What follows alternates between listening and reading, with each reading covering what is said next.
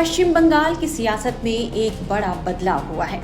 BJP ने पश्चिम बंगाल में प्रचंड बहुमत हासिल कर लिया है और चुनाव में तृणमूल कांग्रेस को हाशिए पर धकेल दिया है। पश्चिम बंगाल चुनाव में तृणमूल कांग्रेस की हार के बाद हताशा और निराशा का सामना कर रही ममता बनर्जी को सपा प्रमुख अखिलेश यादव का सहारा मिला है। अखिलेश यादव आज ममता बनर्जी से मिलने के लिए कोलकाता पहुंचे।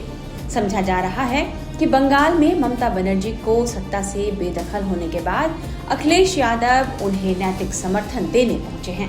अखिलेश यादव कोलकाता में ममता बनर्जी के घर पहुंचे। उनके पहुंचने पर ममता बनर्जी के भतीजे अभिषेक बनर्जी ने उनका स्वागत किया। अखिलेश ने उन्हें गले लगाते हुए कहा कि आप अच्छा लड़े हैं। अखिलेश यादव के स्वागत के लिए ममता बनर्जी अपने घर के दरवाजे पर खड़ी थी। अखिलेश यादव ने उन्हें शॉल ओढ़ाकर उनका अभिवादन किया। फिर ममता बनर्जी उन्हें घर के अंदर ले गई।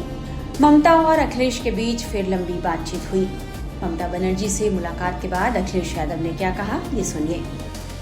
ये वो डेटा मैं दिखा रहा हूं जो इलेक्शन कमीशन के पास भी अवेलेबल होगा। ये तो पूरे इलेक्शन की प्रक्रिया ही बदल दी इन्होंने।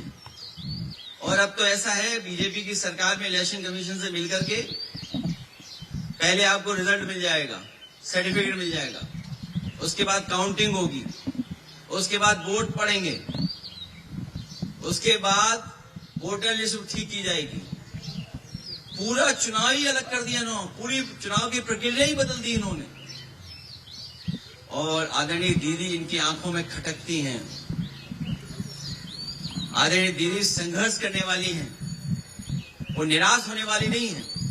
बीजेपी की आंखों में इसलिए खटकती हैं क्योंकि वो आदि आबादी का प्रतिनिधित्व करती हैं। और भारतीय जनता पार्टी के लोग जो पुरुषवादी हैं, सामंतवादी हैं, कभी नारी को बढ़ते हुए नहीं देख सकते। इन्होंने नारी को मुख्यमंत्री नहीं बनने दिया। राजस्थान में जो पहले मुख्यमंत्री की दावेदार थी, मुख्यमंत्री रही, और देश में केवल एक मुख्यमंत्री आधी अधूरी बनाई जिनके पास कोई पावर नहीं है। इसलिए हम इस लड़ाई में आदरणीय दीदी के साथ हैं, क्योंकि लोकतंत्र को बचाना है, संविधान को बचाना है। अगर हमारे वोट के अधिकार को ही छीन लेंगे तो फिर क्या लोकतंत्र बचा? इतनी डेमोक्रेसी को किसी ने डिस्ट्रॉय नहीं किया होगा जितना भारतीय जनता पार्टी ने किया। और भारतीय जनता पार्टी पावर के लिए, अपनी ताकत के लिए किसी भी सीमा तक जा सकती है, कोई भी कानून नियम तोड़ सकते हैं। और उत्तर प्रदेश में हम लोगों ने बड़े करीब से देखा, वहां पर ये जो करते थे वो यहां पर किया है। ममता और अखिलेश यादव की इस मुलाकात को विपक्षी गठबंधन इंडिया ब्लॉक के एक जवाबी रणनीति के तौर पर देखा जा रहा है, क्योंकि पश्चिम बंगाल चुनाव में बीजेपी की इस ऐतिहासिक जीत ने विपक्षी खेमे में हलचल मचा दी है। इंडिया गठबंधन के नेता अब मजबूती से इस बात पर भरोसा करने लगे हैं कि यदि बीजेपी से मुकाबला करना है तो विपक्षी एकता को मजबूत करना ही होगा। लिहाजा विपक्षी खेमे में अब गठबंधन को मजबूत करने की कोशिशें तेज हो गई है। अखिलेश यादव की बंगाल यात्रा को भी इसी संदर्भ में देखा जा रहा है। समझा जा रहा है कि अखिलेश यादव सिर्फ ममता बनर्जी को सांत्वना या नैतिक समर्थन देने नहीं गए, बल्कि यूपी के लिए भी गोलबंदी करने गए। बंगाल में बीजेपी की जीत ने जाहिर तौर पर अखिलेश यादव को भी चिंता में डाल दिया है और उन्हें भी ममता के रूप में एक समर्थन की जरूरत है। विश्लेषकों का मानना है कि अखिलेश यादव अपने कोलकाता यात्रा से यह साबित करने की कोशिश में हैं कि वह हार के बाद भी ममता बनर्जी के साथ मजबूती के साथ खड़े हैं। अखिलेश यादव के इस दौरे को बंगाल की हार के बाद विपक्षी दलों में एकजुटता बढ़ाने की कोशिश के तौर पर देखा जा रहा है। इससे पहले 4 मई को बंगाल के चुनाव नतीजे आने के बाद कांग्रेस के पूर्व अध्यक्ष राहुल गांधी ने भी ममता बनर्जी से बात की थी। हालांकि विधानसभा चुनावों में ममता बनर्जी से इस बार चुनाव में कांग्रेस का गठबंधन नहीं हुआ और दोनों दलों ने अलग अलग भी चुनाव लड़ा। राहुल गांधी खुद चुनावी रैलियों में ममता बनर्जी पर सियासी हमले कर रहे थे। हालांकि अब माना जा रहा है कि अलग अलग डफली और अलग अलग राग के बाद भी राहुल गांधी ममता बनर्जी को साथ कर रखना चाह रहे हैं। इसके पीछे कारण ये समझा जा रहा है कि संसद के दोनों सदनों में टीएमसी के सदस्यों की संख्या अच्छी खासी है। लोकसभा में टीएमसी के 29 सांसद हैं, वहीं राज्यसभा में ये संख्या 17 है। ऐसे में बीजेपी और कांग्रेस के बाद तृणमूल कांग्रेस तीसरी सबसे बड़ी पार्टी है। समझा जा रहा है कि आने वाले दिनों में ममता बनर्जी विपक्षी गठबंधन एकता की मुहिम की अगुवाई कर सकती हैं। तृणमूल कांग्रेस इंडिया गठबंधन का एक अहम हिस्सा है। हालांकि इंडिया गठबंधन के गठन के बाद से ही ममता बनर्जी अक्सर अपनी अलग लाइन खींचती नजर आती हैं। विश्लेषक भी ये मानकर चल रहे हैं कि जो ममता बनर्जी अब तक इंडिया गठबंधन को नजरअंदाज करती रही हैं, अब उन्हें इसी गठबंधन के साथ तालमेल बिठाकर चलना होगा।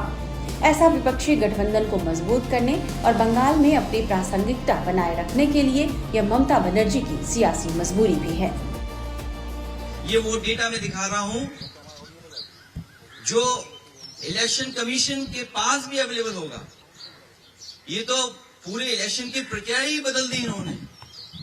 और अब तो ऐसा है, बीजेपी की सरकार में इलेक्शन कमीशन से मिलकर के पहले आपको रिजल्ट मिल जाएगा, सर्टिफिकेट मिल जाएगा, उसके बाद काउंटिंग होगी, उसके बाद वोट पड़ेंगे, उसके बाद वोटर लिस्ट ठीक की जाएगी। पूरा चुनाव ही अलग कर दिया इन्होंने, पूरी चुनाव की प्रक्रिया ही बदल दी इन्होंने। और आदरणीय दीदी इनकी आंखों में खटकती हैं। आदरणीय दीदी संघर्ष करने वाली हैं, वो निराश होने वाली नहीं है। बीजेपी की आंखों में इसलिए खटकती हैं क्योंकि वो आदि आबादी का प्रतिनिधित्व करती हैं। और भारतीय जनता पार्टी के लोग जो पुरुषवादी हैं, सामंतवादी हैं, कभी नारी को बढ़ते हुए नहीं देख सकते। इन्होंने नारी को मुख्यमंत्री नहीं बनने दिया। राजस्थान में जो पहले मुख्यमंत्री की दावेदार थी, मुख्यमंत्री रही, और देश में केवल एक मुख्यमंत्री आधी अधूरी बनाई, जिनके पास कोई पावर नहीं है। इसलिए हम इस लड़ाई में आदरणीय दीदी के साथ हैं, क्योंकि लोकतंत्र को बचाना है, संविधान को बचाना है। अगर हमारे वोट के अधिकार को ही छीन लेंगे तो फिर क्या लोकतंत्र बचा? इतनी डेमोक्रेसी को किसी ने डिस्ट्रॉय नहीं किया होगा जितना भारतीय जनता पार्टी ने किया।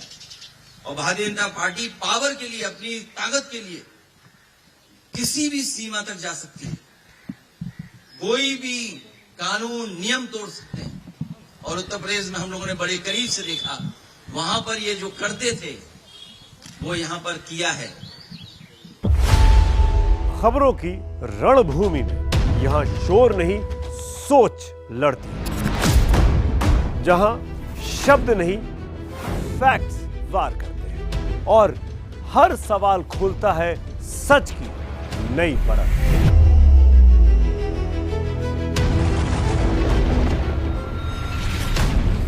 चक्रव्यूह आपके अपने सुमित अवस्थी के साथ सोमवार से शुक्रवार शाम 6:57 पर टाइम्स नाउ नव भारत पर।